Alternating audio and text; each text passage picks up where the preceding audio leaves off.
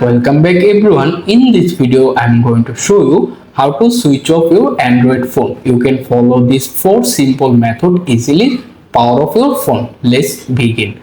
First method, I am using the physical button. To do that, locate the power and volume down button on your phone. Simply tap on hold it for a few seconds.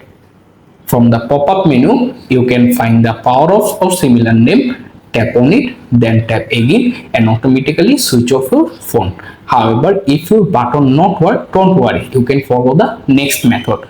This time I am using quick settings panel. To do that, swipe the top of the screen to open notification panel, swipe again to open quick panel menu.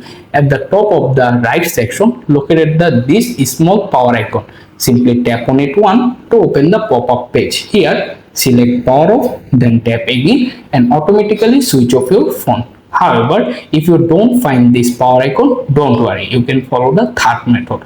To do that, open settings, scroll all the way to the very bottom, go to accessibility. After that, tap on interaction and dexterity.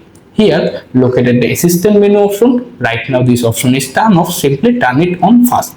After it enabled, you can find the pop-up assistant menu icon on your display. Tap on it. Here, scroll through the option. You can find the power off menu option. Tap on it, and right now the pop-up option is appear. Select power off, then tap on power off again and automatically switch off your phone. The last and fourth method, I am using Google Assistant. To do that, simply say, "Hey Google,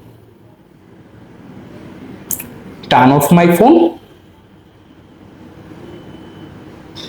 Sure. Opening the power menu. You can shut down from there. After this page is open your phone, simply select power off, then tap on power off again your phone and automatically switch off your phone. But this fourth method works if you previously activate the Google Assistant or Gemini your device. That's it guys, you are done. Thanks for watching. Please subscribe to my channel.